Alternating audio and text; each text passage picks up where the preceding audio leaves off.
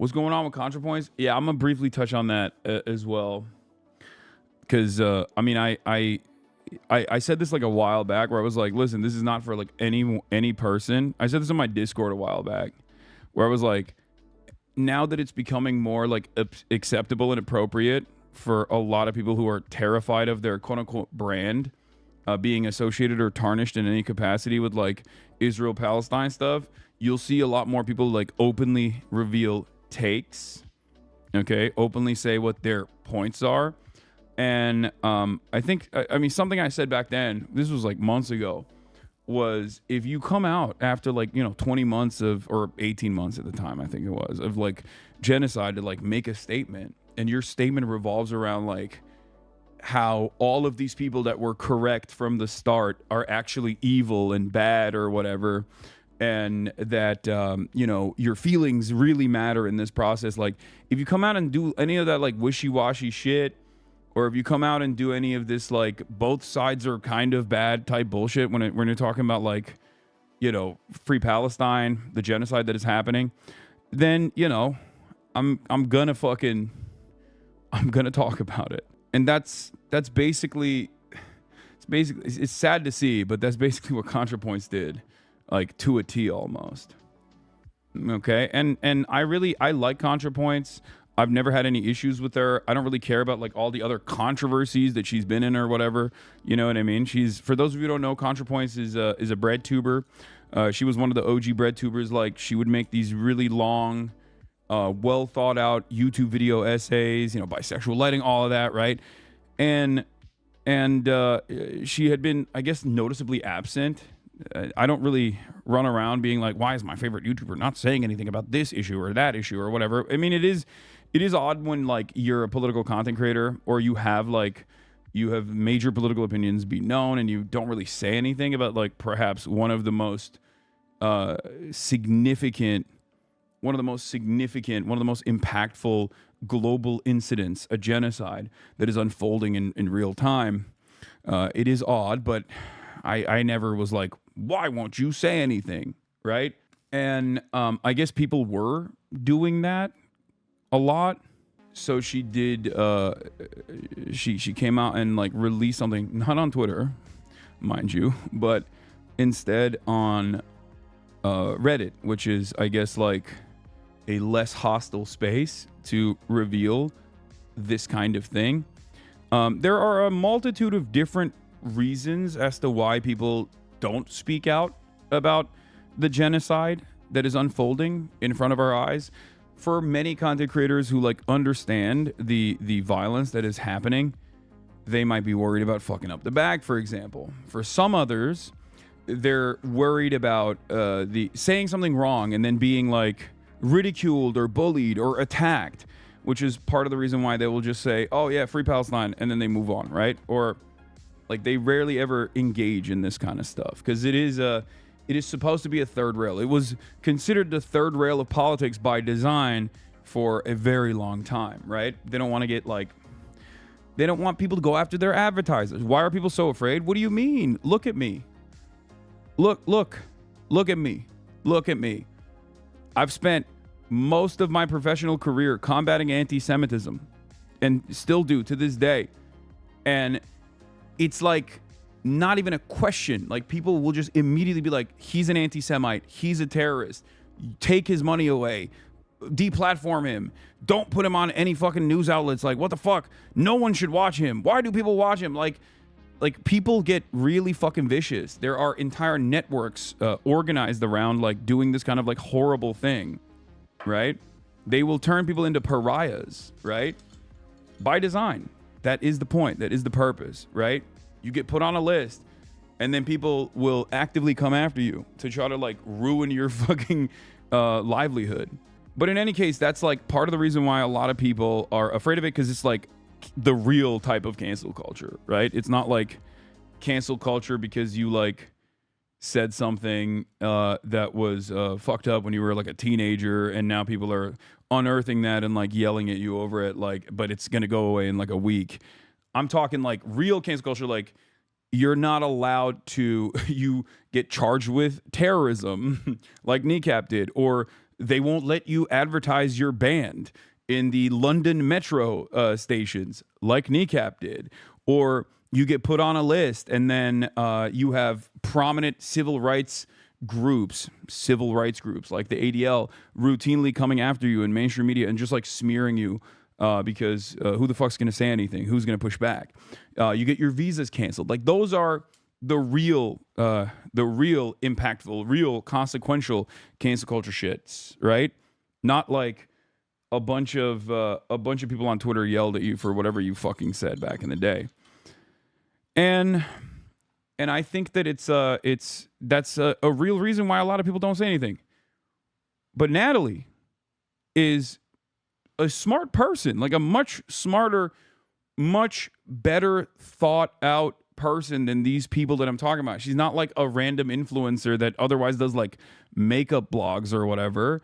And that's the reason why she's like trying to avoid controversy, because she doesn't want to get her like Lush sponsorship taken away from her. This is a political essayist, right? So I guess, and I didn't like look too deeply into this at all, but I guess like the reason why she didn't say anything about this for a very long time was because, and by her own admission, it was because you won't like what she has to say. I will say this much, as someone who really appreciates ContraPoints' perspective, as someone who has collaborated with her, as someone who's talked to her, someone who's met her, I will say I'm disappointed. Okay, it's. I know that everyone will say I told you so, whatever, but like, it still sucks. Okay, it still sucks, and maybe some people will say, "What's wrong with her response? She didn't say anything wrong, right?" And I think she basically crafted a message as to why she had not spoken about this issue that much, with the exception of the limited times that she said stuff about it, was because she couched it in like a hyper focus of whatever the fucking online left is doing. How can you be disappointed in her when she did a friendly collab with Hillary Clinton? Yeah, I didn't really care about that too much. Like, I didn't read too much into it. And I know people will say, well, she did a collaboration with Hillary Clinton. I think like that just spells that like someone is interested in pushing their platform further. That's what it could be. You know what I mean?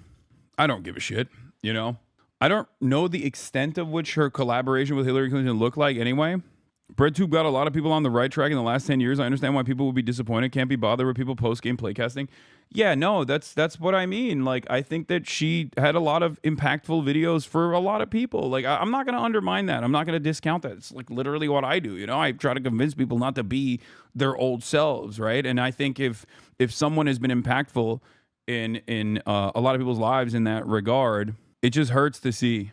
But in any case, I think this is her real opinion. This is just her true opinion, and she tried to couch it in an intellectual way. But I do think that it's a very cowardly way to deal with something that is so awful, so black and white. Not a lot of things are black and white in this world. Genocide is one of those things that's literally black and white. Chattel slavery and genocide, two things that are fucking black and white. So any sort of like, oh, I don't know, what about the other side's opinions? What about the other side's feelings on in the matter? Like, you are trying to intellectualize your biases in the wrong direction on this issue.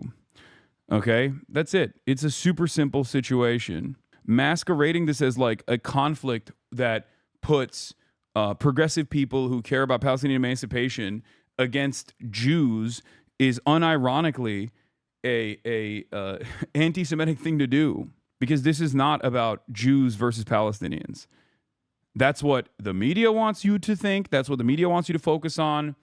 And I think like it is especially dangerous to make this conflation right now, when the overwhelming majority of Americans and the overwhelming majority of people in the Western world have very clearly recognized the reality that this is an unsustainable and truly immoral situation. So then it's basically like associating ISIS to Islam, but you're doing it in a way where you want to be woke and anti-Islamophobia almost. As you guys know, I normally shy away from talking about whatever is percolating in the take a sphere, right?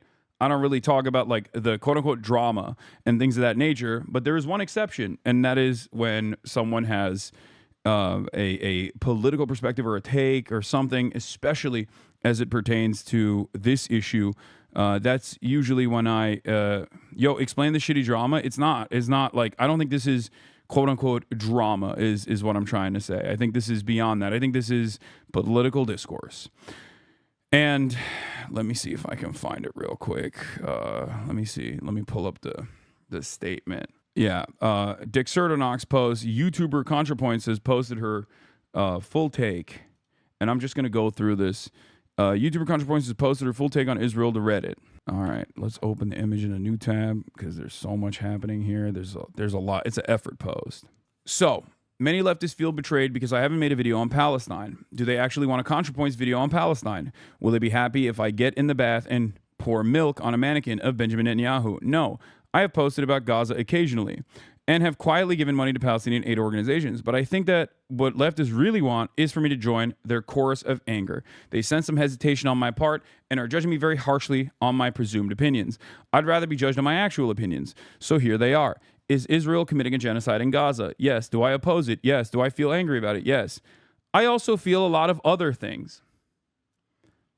I think if she had basically stopped it here, even here, this is like kind of silly. To be like, look, I'm a content creator. I talk about a litany of different issues. I've done all of this stuff. Is Israel doing a genocide in Gaza? Yes. Do I oppose it? Yes. Is Israel an apartheid state? Yes. Free Palestine. Boom. It's over. No controversy. Okay? No issue whatsoever. Like, why is this issue being treated as though it is it's annoying or it's inconveniencing? Like, why is this? Like, would we say this about the Holocaust? I mean, plenty of people, I'm sure, they didn't have the full knowledge of the Holocaust when it was happening, but I'm sure plenty of people, if they did, would have a similar opinion back then, right? But it's just so incredibly disingenuous. I have the other half of her statement as well. Don't worry. I have it all. What's frustrating about this entire thing, and I mentioned this before, and I repeated myself last night, and I know everyone was like, oh, is this about ContraPoints? It's like, it's not. It's not just about ContraPoints. This is for everyone. This statement is universal, okay? So before I get to reading the rest of this, the but and then the post but part of ContraPoint's statement, here's what my opinion is. This has not changed for the past 2 years at this point.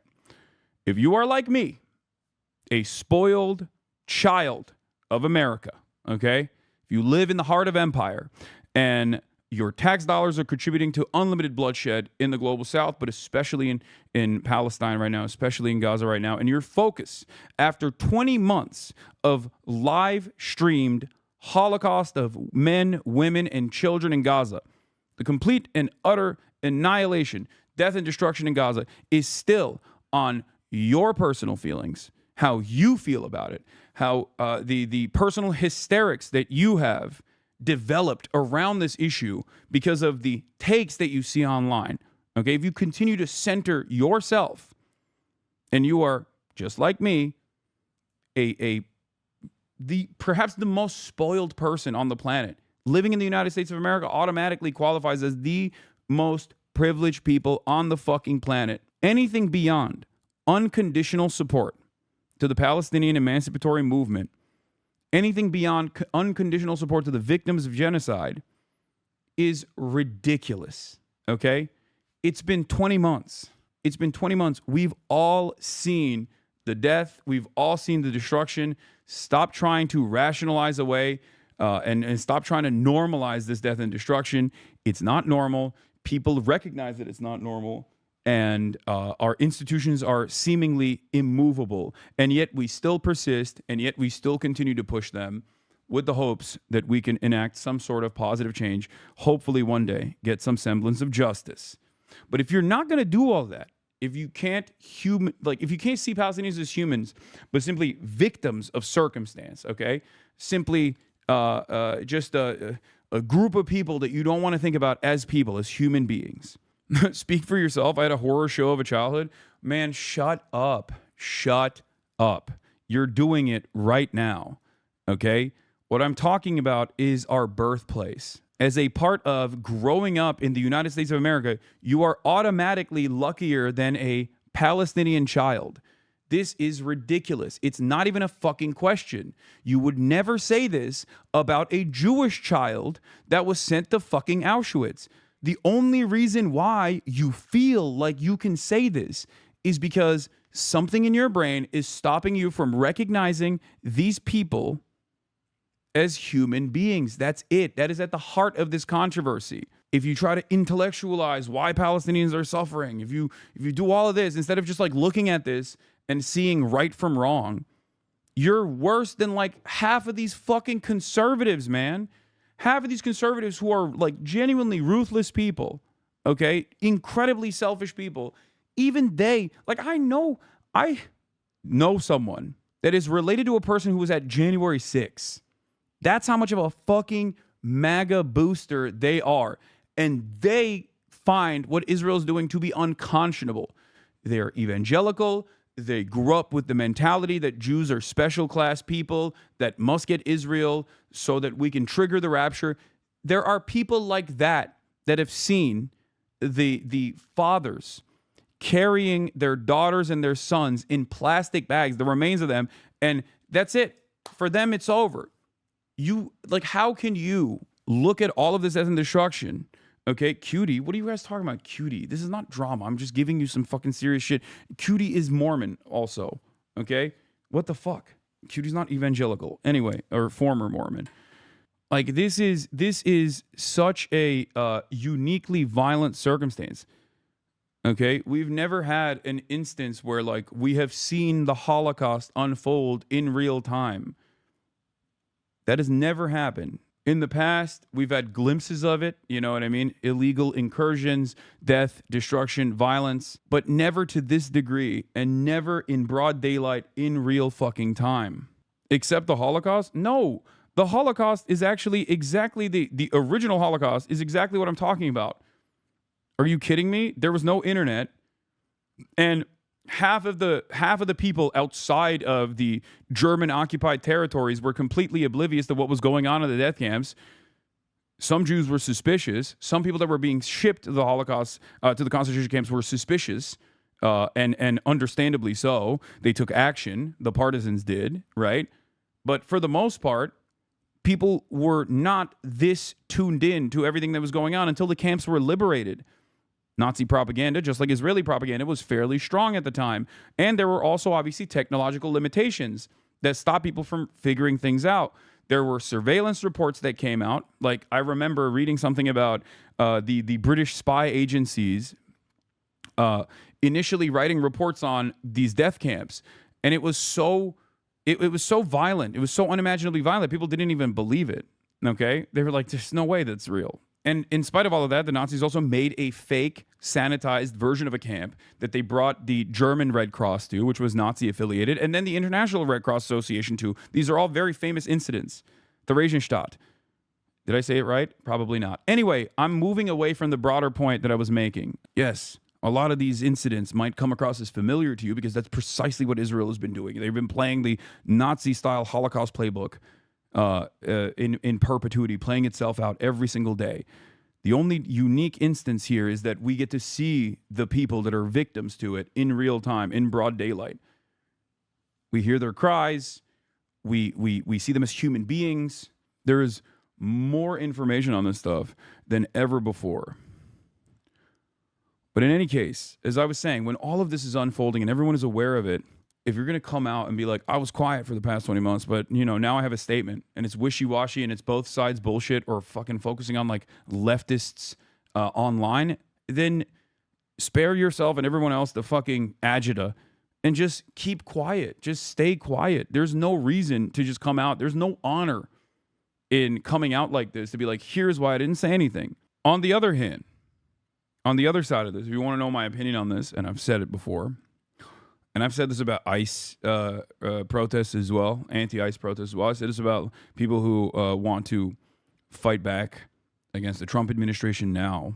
if you get over yourself and you get over your own like moral hangups or anything like that, and then you support the Palestinian emancipatory movement, and that's it, and you say free Palestine, it don't matter what I said in the past. I'm here. I've learned my lessons. I've changed my mind. Or even if you just say, hey guys, I'm pro-Palestine. I've been pro-Palestine. I just haven't really spoken about it. Whatever. It doesn't matter. As soon as you do that, I'm with you. You know, I and many others in this movement will welcome you with open arms. Okay? They'll always do that because we need the numbers. Okay? There is no other way to fight back against this. This is the only way to do it, is to keep up the pressure. And you need more people from every different walk of life, from every different background, regardless of what their other opinions are. If they're united on this issue and they're protesting, then they're good with me. Okay? And I've always maintained this position. But if they cynically say that they're, you know, pro-Palestine, only to just like try to fucking criticize the people who've been there for a very long time, only to go out of your way to just be like, I'm pro-Palestine. Okay, now that I've said it's a genocide, can we really talk about what really matters? My own fucking feelings and how annoying the left is? Like, then you're just saying that as a talking point just so you can do this other shit. It's fucking insane. And everyone can see it. Like, what do you mean? What are you doing? Trying to carve out a little space for yourself and others like you who are, you know, they think it's a genocide, but no one should resist against it. They think it's a genocide, but no one should speak out against it. They think it's a genocide, but no one should protest against it. Like, what kind of fucking position is this? Then you don't think it's a genocide because in your framework, you don't believe it. You don't believe yourself. And the last point that I made was most of the liberal Zionists that were screaming after October 7, okay, that were demanding unconditional loyalty and support to the apartheid state, they either became psychotic Kahanists, okay, like Meir Kahan, or they became anti-Zionists. Like, there are examples of liberal Zionists that months after October 7 turned into anti-Zionists. Maybe initially they were like very passionate, very upset at Hamas. But since then, they've realized that, yeah, objectively, what Israel is doing is a genocide. This is unconscionable. This is the evolution of Zionism. And they've recognized it on their own, and they've changed their minds. Or the last category is liberal Zionists who just stay quiet because they can read the fucking room. There are examples of people that I have admired. For example, I have a difference in opinion on with respect to Israel's apartheid, with respect to the genocide that Israel is doing, who can't get themselves to say that this is Israel's problem. They say it's Benjamin Netanyahu's war. They say, Israel is a right-wing place, is a fascist place, but like also simultaneously seemingly make excuses, right? There are old liberal Zionists who I admire. Bernie Sanders is one of them. But Bernie Sanders, regardless of his difference in opinion on this issue, does not make this the singular force of his political convictions. He understands that there are people who are far more radical than he is, far more invested in the emancipation of Palestinians, and he never fucking sits there and goes, fuck you for doing that. He doesn't do the cynical, this is anti-Semitism, this is like extreme anti-Semitism, I don't agree with this. He doesn't do that. He doesn't get in the way. As a matter of fact, he endorses people that have a more radical position than he does. I don't know what's going on in his mind, but as long as someone, regardless of their difference in opinion on this issue, okay, but as long as someone is not getting in the way of other people who are doing their very best, trying whatever they can, when everything seems so hopeless, in the face of unimaginable cruelty, when someone who has a disagreement, yeah, Brad Lander is another example. When someone who has a disagreement with all that, who doesn't make that the focal point, the central point of their politics, and doesn't stand in opposition of those who have passed their framework and sees them as allies, then I have respect for them. I, on the other hand, have no respect for people who are, at this point especially, still both sidesing this shit. That's crazy, man. What are we doing? You can't try to punish people for being correct early and still present yourself in a progressive posture, it is ridiculous. So let's see what she said. As I said, is Israel committing a genocide in Gaza? Yes. Do I oppose it? Yes. Do I feel angry about it? Yes. But I also feel a lot of other things. No need to say any of this stuff, honestly. One, doom. She also like presented this Reddit post like one of her fucking videos, which is so crazy. Like with the paragraph titles and everything. The week after October 7, it was clear the mood among the Israeli leaders and civilians was overwhelmingly kill or be killed. Existential panic and unstoppable lust for revenge. It reminded me of the U.S. after 9/11. There was no reasoning or protesting them out of it. Nor was it politically feasible for the U.S. to withdraw aid to Israel on a time frame that would make a difference. That's just objectively incorrect. And it makes me feel like she doesn't know enough about this issue. Because there's only two options here. Either she's cynically misinforming people, or she just genuinely is oblivious to this reality. And I think it's the second. The idea that, well, they're just bloodthirsty, not much we can do about it, is one thing, which is also crazy. Like just because a foreign entity, a foreign government is experiencing bloodlust doesn't mean that we can't protest that, is fucking nuts. Okay? But beyond that, CONTRAPOINTS is who said this. But beyond that, the notion that like it was not politically feasible for the U.S. to withdraw aid to Israel on a time frame that would make a difference is wrong. If that was the case, Biden would not have flown to Israel a week after October 7 and did the now known as the bear hug strategy with Benjamin Netanyahu, and then accelerated $14 billion in weapons transfers to Israel with haste. It's just wrong. It is just wrong information. You are incorrect. Okay? You're just wrong about this. If this is the genuine logical framework, if these are the underlying premises that you are building your opinion off of, you're just wrong. This is not even I'm not even making a moral statement here. I'm saying you are wrong. 100%. Since October 7, America is responsible for 70% of all munitions that Israel has deployed both on Gaza and all munitions that have been deployed to defend Israel in their defense systems. 70%. The United States of America is the country that keeps Israel as violent as it wants to be. Israel is our attack dog in the region. It is ridiculous. If Israel was not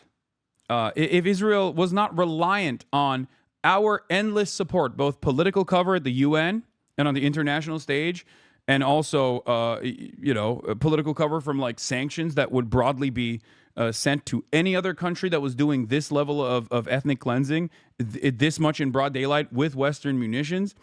We give it political cover, we give it protection, but most importantly, we give it directly the weapons that they use on the Palestinians. If that wasn't the case, Israel would not have a multi-billion-dollar propaganda network that steadily focuses on changing Western societal attitudes towards Israel in a positive way all the time.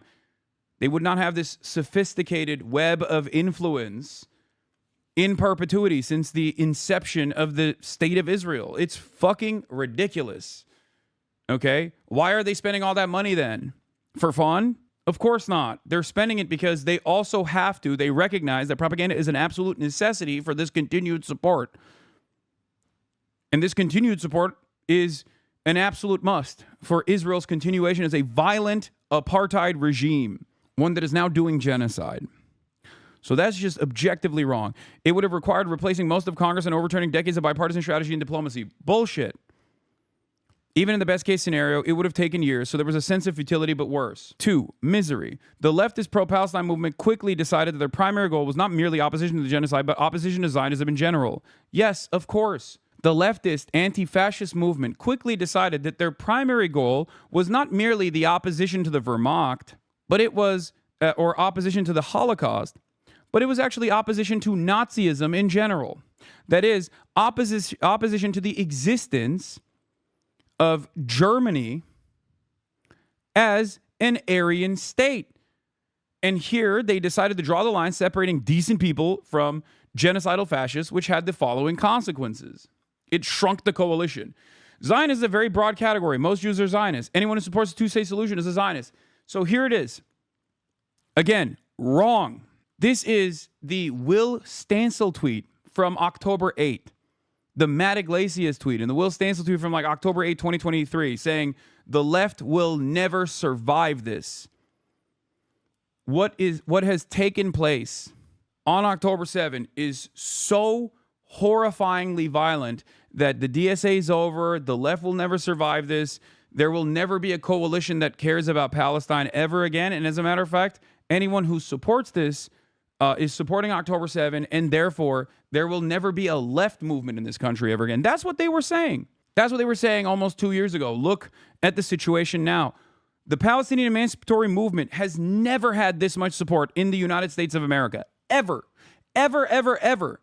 Also wrong. The notion that these people that were more knowledgeable on the issue of Palestine, on who was being oppressed and who was doing the oppression, and the ideological reasons for why Israel was doing this oppression, this exterminationist policy as a direct consequence of Zionism being an ethno-religious supremacist ideology that revolves around the extermination of the indigenous population, the otherizing and the dehumanization of all Palestinians, Christian, Muslim alike, and all Arabs in general.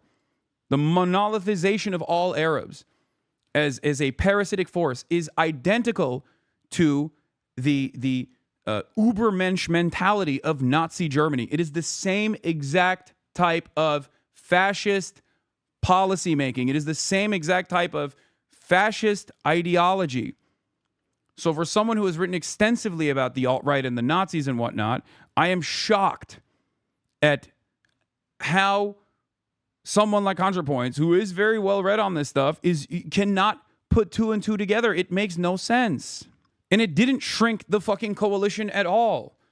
So you're just objectively wrong about that. When you look at the Democratic Party's base of support, I mean, the Harry Enton CNN Holy Toledo video comes to mind. Harry Enton points to Democratic Party support for Israel and Israelis shifting more than 60 points in the direction away from being pro-Israel to being pro-Palestine by 42 points. Used to be pro-Israel by 17 points. And then post-October 7, when this ethnic cleansing campaign accelerated and everyone could see it, it turned into a plus 43-point swing in the direction of Palestinians. So this coalition has grown, and I see it. I've mentioned this over and over again. We talk about this off camera as well with other people who have been talking about Palestinian emancipation for decades, myself included. Like, I have seen this environment, the information environment, and the previous methods of like squashing any sort of criticism of Israel go away. It withered away. I myself am living and breathing proof. A political commentator who is able to speak convincingly on Palestinian emancipation since October 8, 2023, without being utterly destroyed.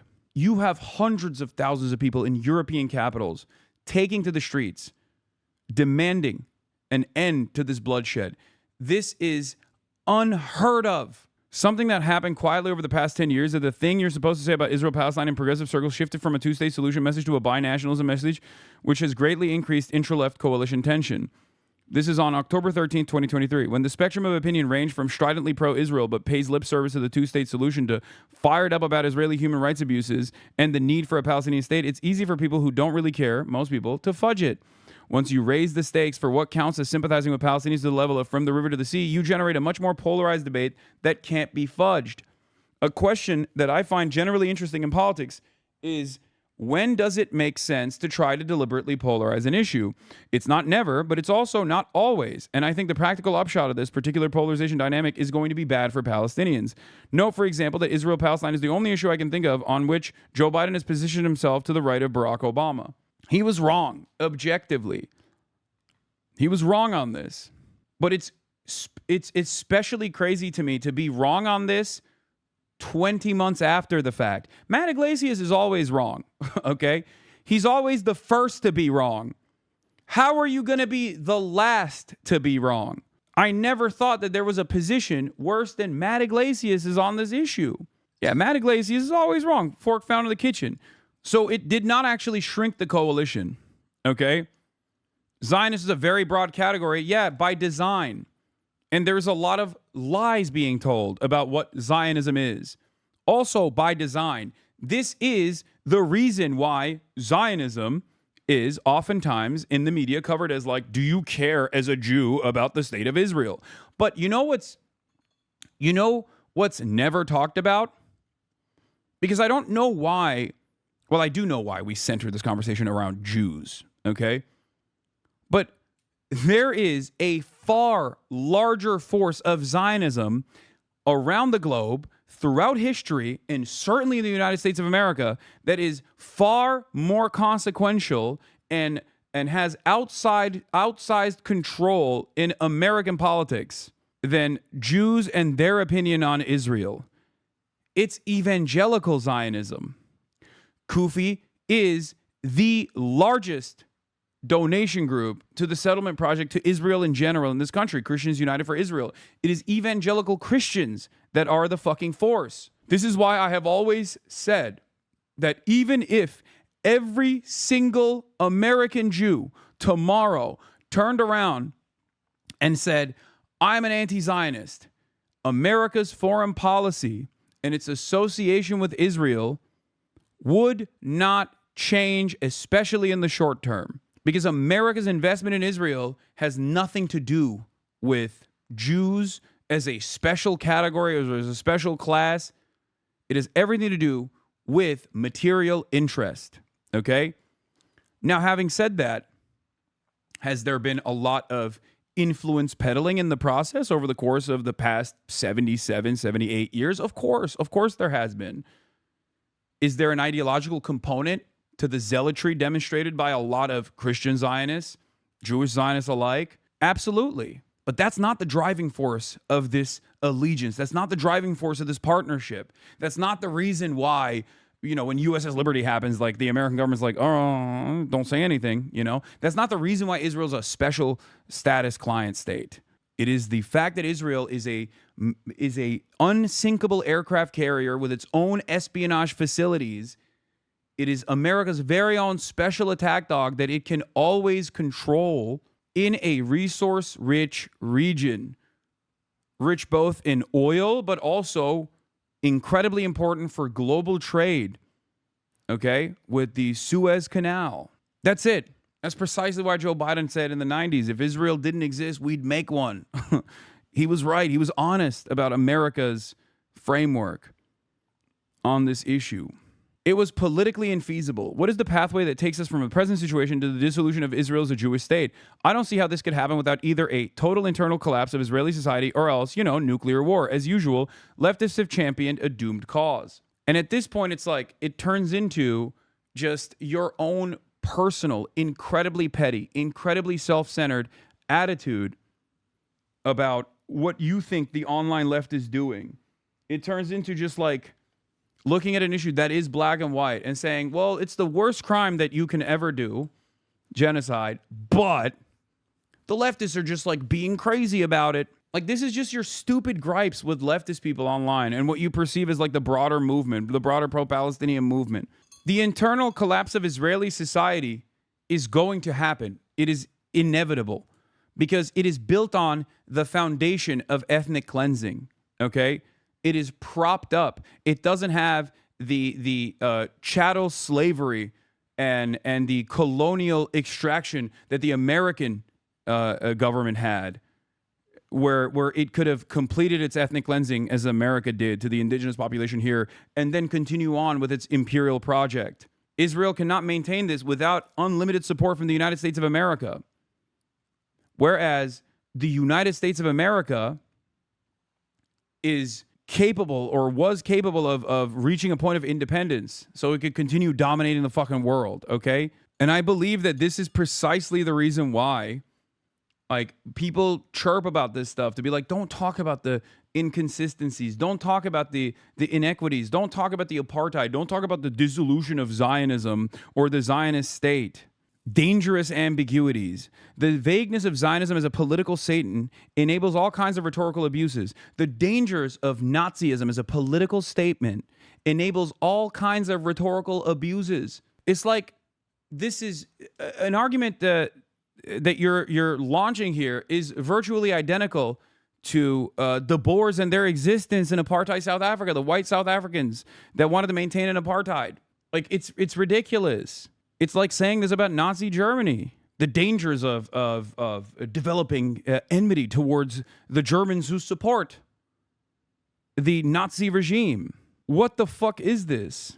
It enables all kinds of rhetorical abuses. On the one hand, right-wing Israelis hold up all anti-Zionist protests as existentially threatening and inherently anti-Semitic. On the other hand, there is a long history of anti-Semites using the term Zionist in a deliberately equivocal ways, Zog, etc. Anti-Semites are happy for the opportunity to misappropriate the now popular anti-Zionist label to legitimize their agenda, and many people are not informed enough about anti-Semitism to recognize when this is happening. These problems are mutually reinforcing. You know what's crazy about this? This isn't wrong. But what's wrong about this is to slam this in a conversation where you're supposed to be making this distinction, but from the perspective of someone who is not a Zionist. People like myself, we do this every fucking day. There are so many much better read, much better activists out there on this issue that make this distinction every fucking day. The difference is we see Muslims and Palestinians as human beings, and I think if you have this statement, if you can just say, well, these people are being slaughtered, but you don't. You don't see them as human beings. You don't see them as full-blown human beings. Deep down inside, you have to feel like they kind of deserve it, and they should quietly just go away because they're ruining your day by simply existing in the direction of Israeli bombs and not quietly perishing away, but instead speaking out against their demise. Paragraph 3, dread. The online left has spent the last 20 months distributing hundreds of photos and videos of dead Palestinian children. The main effect of this, and this is the worst part about this, by the way, the main effect of this has been to create a population of people in a constant state of blood-boiling rage with no consequential political outlet. I fear this may be worse than useless. Anti-Semitism and anti-Zionism are conceptually not the same, and conflating them is dangerous. But in practice, the way Israel is perceived does seep out into attitudes towards Jews in general. I don't think the Jews who feel isolated and wary of the current atmosphere are simply hysterical or hallucinating. Yes, there's a communal trauma and hypervigilance. Yes, there's disingenuous right-wing ghouls dismissing and censoring all criticism of Israel in the pretext of fighting anti-Semitism.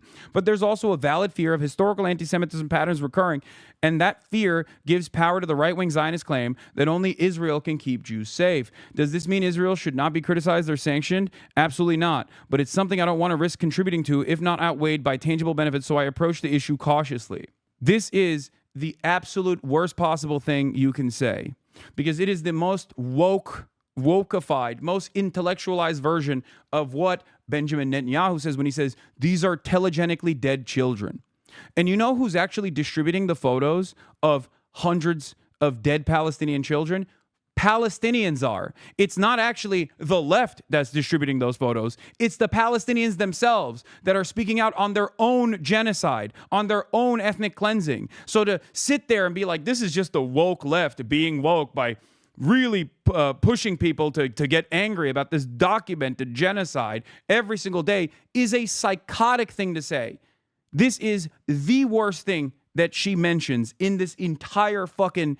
It's not only wrong, once again, wrong on the facts.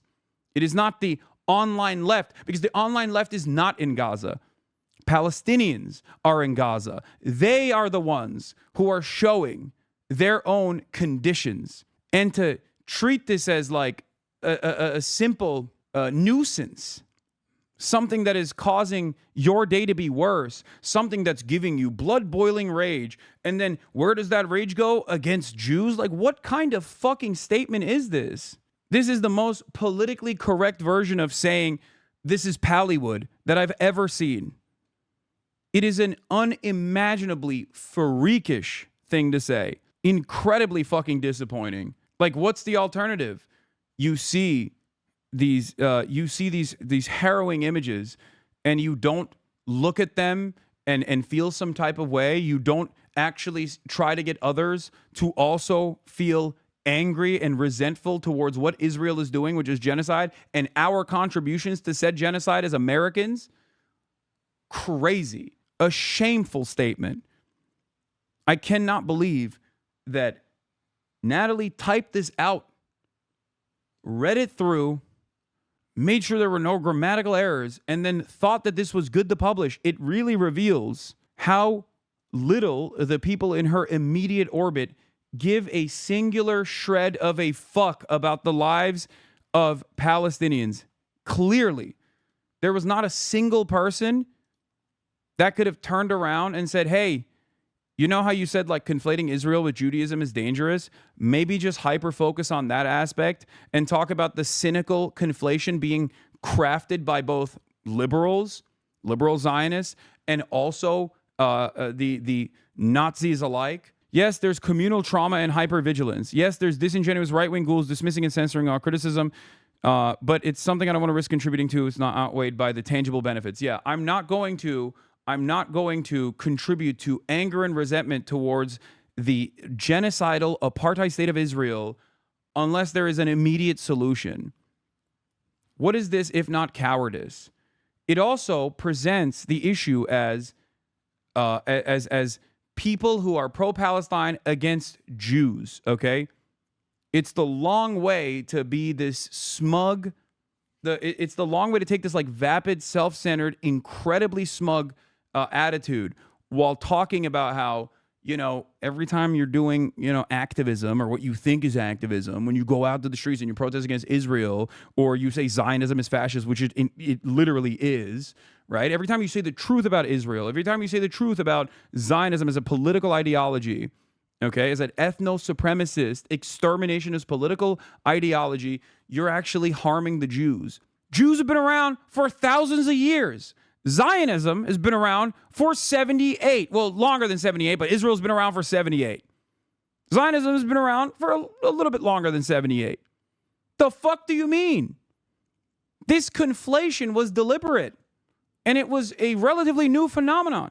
The notion that you would also come out with this statement after 20 months, hundreds of thousands of dead Palestinians.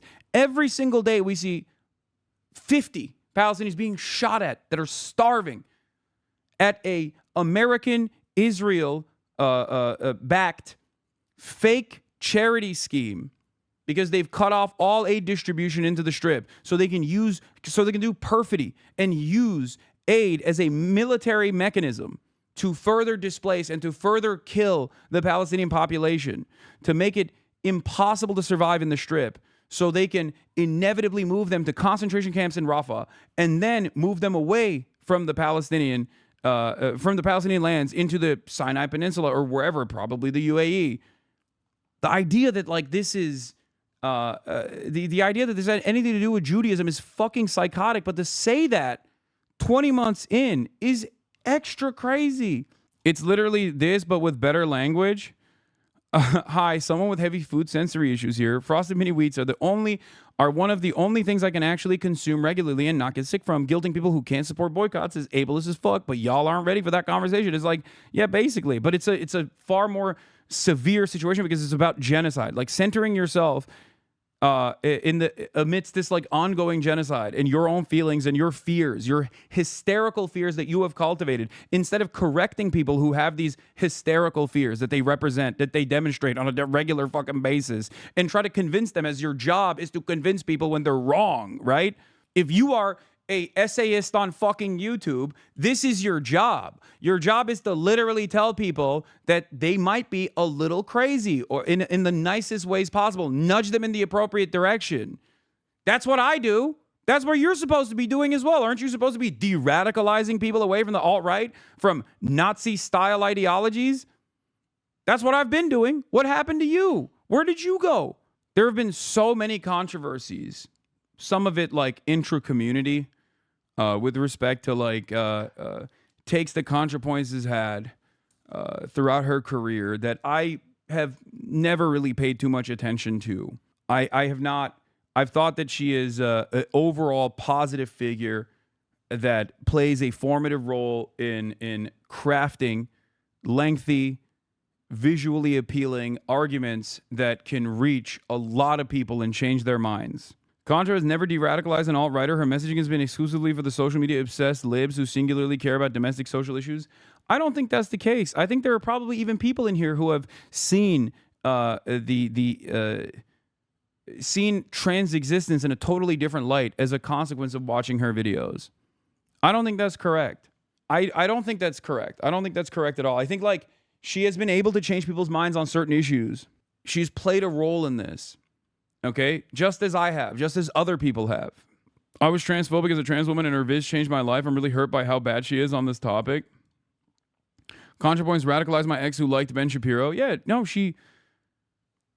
I think she has played a decent role in this. Much of the online left spent all of 2024 single-mindedly focused on Palestine and the complicity of the Democratic politicians in sending aid to Israel. This campaign had the following effects. 0 Palestinian lives were saved. Not one fewer bomb or bullet was fired by the IDF. It may have slightly contributed to the re-election of Trump, guaranteeing that the U.S. will put no diplomatic pressure on Netanyahu for at least 4 years and making protests against Israel much riskier and less effective. Trump is also, incidentally, a menace to me and basically everyone I care about. A perfectly enlightened being would feel no bitterness about this, but I do. It's just so... I mean, this is so incredibly fucking self-centered. It's crazy. And not because I'm like centering this around what she's saying, which is trans issues and how much worse they're getting under Donald Trump as opposed to Joe Biden, even though I think plenty of trans people would disagree with that as well, saying that a lot of these anti-trans initiatives kickstarted under Joe Biden and Trump has just simply accelerated it, reaching its logical conclusion. But not only that, but especially on the issue of Israel, this is even more pertinent to the discussion. She is completely incorrect on this, not on the trans issue side, but she's completely incorrect on what she is saying about, one, the singular focus of the left. At least here, a lot of people would say that I was singularly focused on Palestine. It was not the case, okay? There were a litany of criticisms that I had about the Kamala campaign and a litany of criticisms I had about the Joe Biden administration. Gaza was certainly an important part of this because it's a fucking genocide. But it is crazy that, like, there is no logic here because you should be mad at the people in power.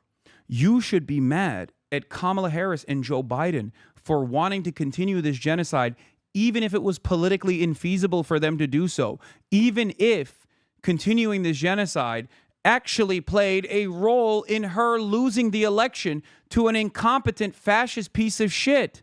The idea that the genocide protesters, the anti-genocide protesters are wrong and not the Democratic Party that looked at a 75-25 issue in that moment that signified perhaps the most significant problem with the Kamala Harris campaign, which was not cutting ties with the Biden administration. Not just on Gaza, but on numerous different policies, because Biden was incredibly unpopular, immensely unpopular. He was old. He was decrepit. He was a beacon of a dying empire, a dying party that had fallen out of favor. And Kamala Harris said, I'm not going to do anything different. She could have been a fresh new face, and she did not do that. The real analysis here is not that the people are wrong for seeing these horrifying images every day and responding in the way that every normal human being with a conscience should respond. The real anger and resentment should be, how the fuck did the Democrats not care about all of this death and destruction and the understandable resentment that was brewing organically in the base? How did they not even cynically, in a cold and calculated, heartless manner, not take advantage? I can't believe I'm using these terms, but like not even take advantage of the ongoing issue and present yourself as anti-war, anti-genocide. Even if you didn't care about the dead, charred children of Palestine, you could have simply used this as an opportunity to cut your ties with the Biden administration that was a dead weight. It was an anchor around your neck.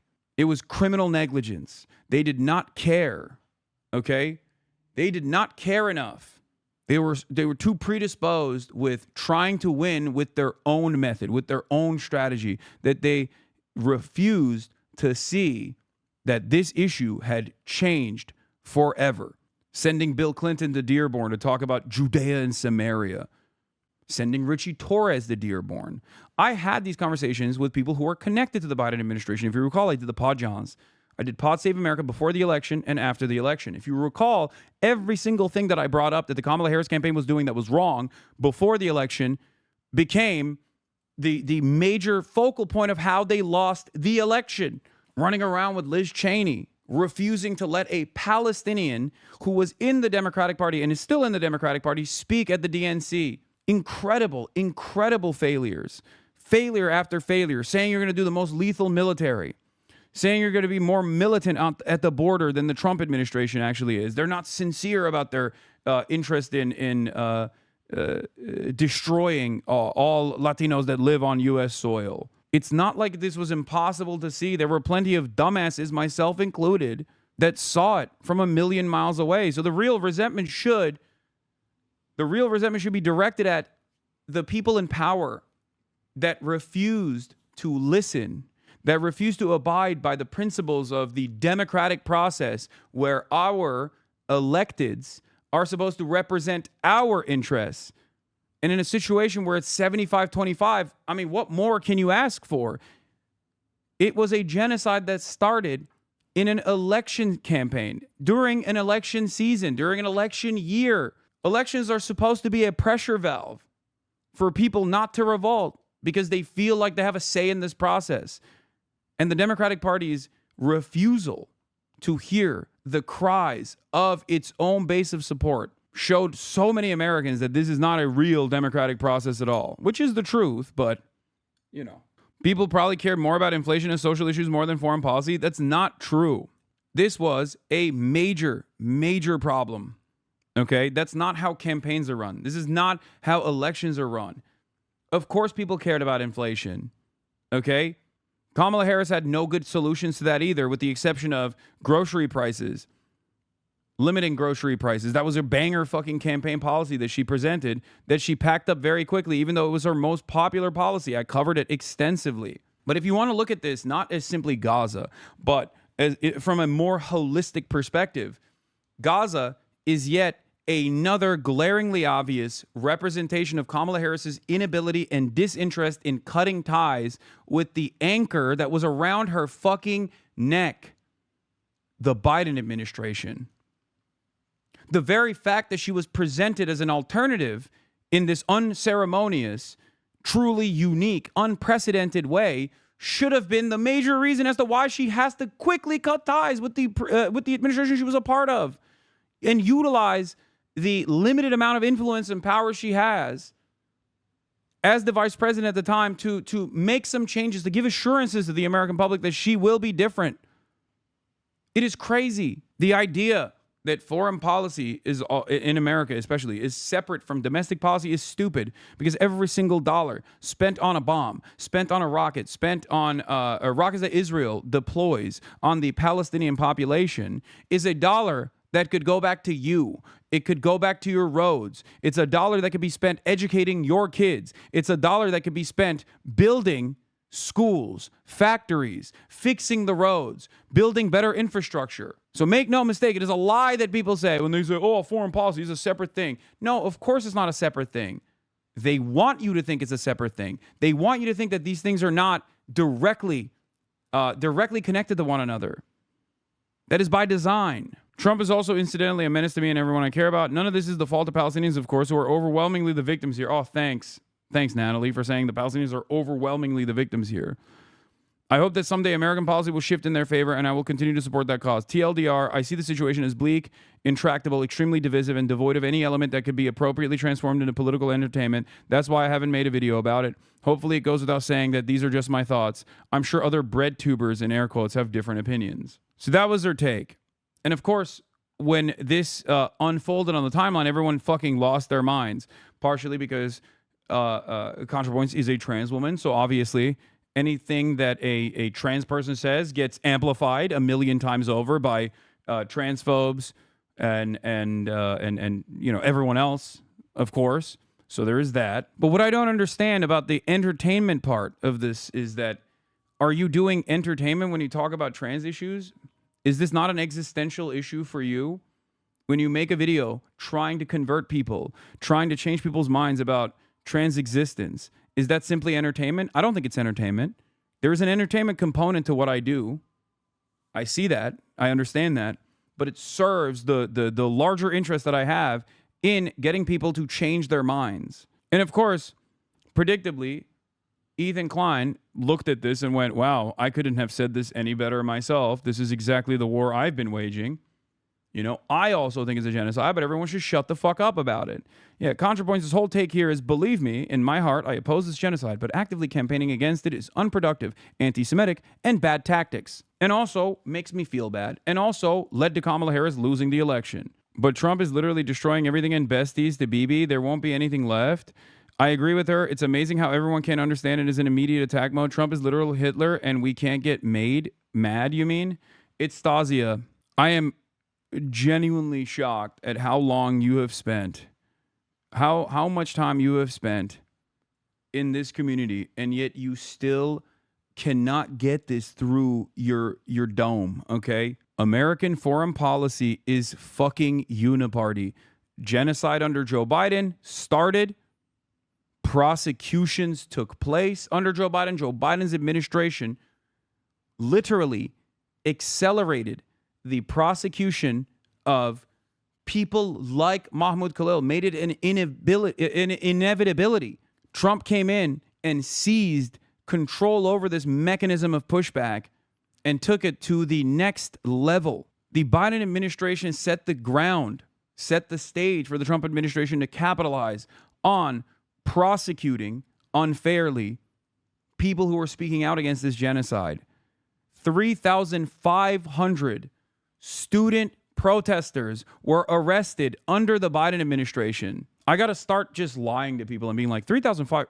Did you guys know Donald Trump arrested 3,500 college students for speaking out against Israel? How fucked up is that? So then the liberals go, oh my God, I'm so mad about that, only to then turn around and be like, no, actually, that was Joe Biden that did that. Of course, things are worse under Trump. No one thinks that Trump is not going to be worse than Biden. He is worse than Biden. Everyone knew this. I knew this. I didn't want Donald Trump to win for this reason. That's why I kept criticizing Kamala Harris, because I thought maybe something would fucking stick. Maybe these guys, enough of the fucking staffers that are in here, would be able to like elevate the issue. This is E's whole take. So yeah, I mean, this is something that people are recognizing at least now.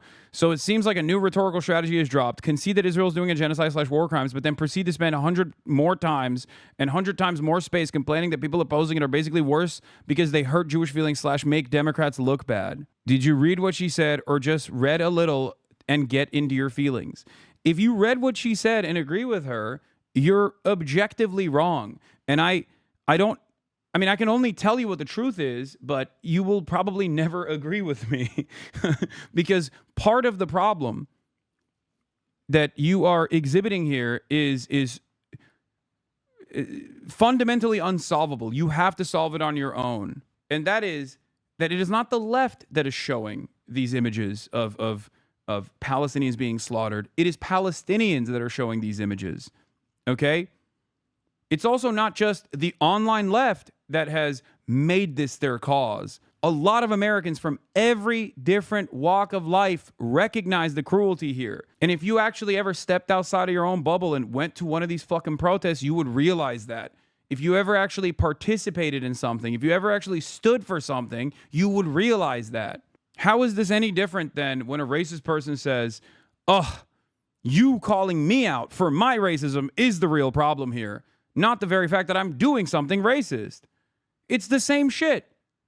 You showing me what my tax dollars are doing to the Palestinians is hurting my feelings, and it's politically unsolvable. I've completely given up. It's nihilistic, and you should give up too. That's what this is. But yeah, of course, podcaster Ethan Klein voices support for CONTRAPOINTS on his Instagram story. It is important to remind people that there is space to be anti-genocide, but also against annihilating Israel. Thank you, CONTRAPOINTS. It's important to remind people that there is space to be anti-genocide, pro-Palestine, but also against annihilating Israel. It is my belief that any lasting peace must have two elements, Palestinian self-determination and secure borders for Israel. Without both, peace fails. Many leftists would rather focus on purity tests and social credits than having a meaningful and realistic conversation about creating a lasting peace. The reaction to your post will prove my point, unfortunately. This is the other side of the story. Annihilating Israel. Dog, you're a fucking Nazi, okay? When you say annihilating Israel, what you're talking about is the perspective that Israel should have democracy for everyone. Israel should not do an ethnic cleansing, and Israel should allow the Palestinians, who literally it occupies every fucking facet of existence of, breathing room, okay? Meaningful existence. Treat them like fucking human beings instead of a parasitic force that must be excised. That is unacceptable. Why? Because you're a Zionist.